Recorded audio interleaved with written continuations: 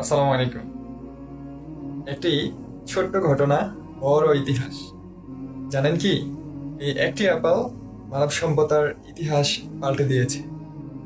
প্রথম ঘটনা, নিউটনের মাথায় টুক করে আপেল পড়ল, সেখান থেকেই জন্ম নিল মাধ্যাকর্ষণ শক্তির ধারণা। বিশ্ববিজ্ঞানের ভিত্তি বদলে গেল। দ্বিতীয় ঘটনা, গ্যারেজে বসে স্টিভ জবস এবং স্টিভ ওজিনিয়াক একটি কম্পিউটার বানালেন, নাম দিলেন অ্যাপল। কেন? কারণ স্টিভ জবস ফল ভিত্তিক ডায়েট করতেন।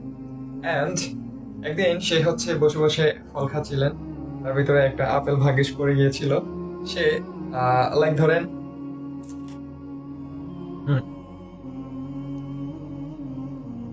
আমার মতো অ্যাপলটা এভাবে কামড় দিলেন।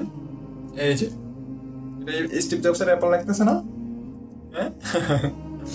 সো সে দেখলেন অ্যাপলের শেপটা মাশাআল্লাহ খুব সুন্দর।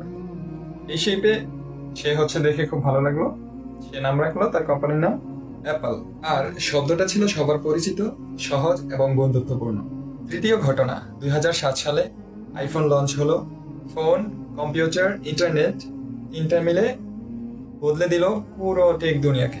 একটা অ্যাপল থেকে জন্ম নিল বিজ্ঞান, আরেকটা অ্যাপল থেকে জন্ম নিল প্রযুক্তির যুগ।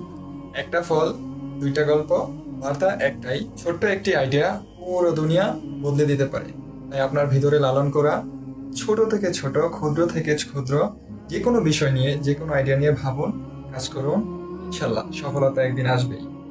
অ্যান্ড পরবর্তী বিপ্লব কোন আইডিয়া থেকে আসতে পারে সেটা কেউ জানে না। আর আপনার কি মনে হয়, কি থেকে সেটা আসতে পারে? কমেন্ট বক্সে জানাতে ভুলবেন না। Bye bye.